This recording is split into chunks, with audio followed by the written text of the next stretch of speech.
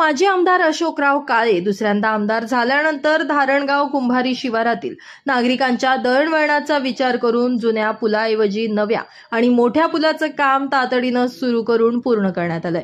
हा पूल ग्रामस्थांसाठी मोठा दिलासा ठरतोय। मात्र अलीकडेच या नव्यानं उभारलेल्या पुलाखाली प्रचंड मोठ्या प्रमाणात अवैधरित्या वाळू उपसा सुरू असल्याचं समोर आलंय।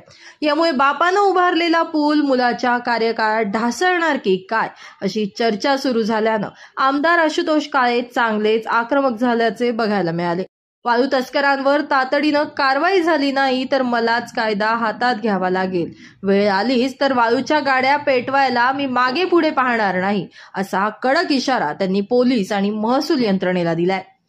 त्यांच्या या आक्रमक भूमिकेमुळे प्रशासनात खळबळ उडाली आहे। स्थानिक नागरिकांनी देखील वाळू माफियांवर कारवाई करण्याची मागणी अधिक जोरात मांडायला सुरुवात केली आहे। तहसीलदार साहेब असतील, पीआय साहेब असतील, दिवशी ॲडिशनल एसपी साहेब त्यांनाही लक्षात आणून दिलं।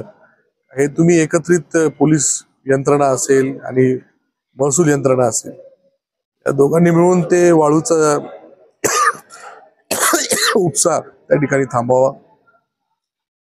कुंभारी धारणगावचा पूल बरेच वर्ष ची मागणी होती। माजी आमदार अशोकरावजी काळे साहेब यांनी ते मागणी पूर्ण करून लोकांना दळणवळणाच्या दृष्टीने महत्वाचा प्रश्न सोडवला आणि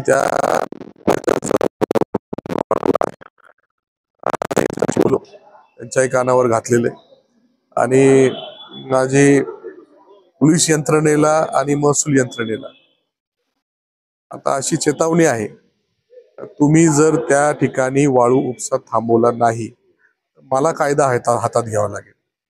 वेळ पडली गाड्या पेटवायलाही मी मागे बघणार नाही, ही खासगीमध्ये सांगितलेले आज पत्रकारांच्याही समोर मी या ठिकाणी सांगतो। दरम्यान आता प्रशासन या प्रकरणी काय पावलं उचलणार याकडे सर्वांचंच लक्ष लागलंय। माझं गाव चॅनलसाठी स्वप्नील कोपरे, कोपरगाव।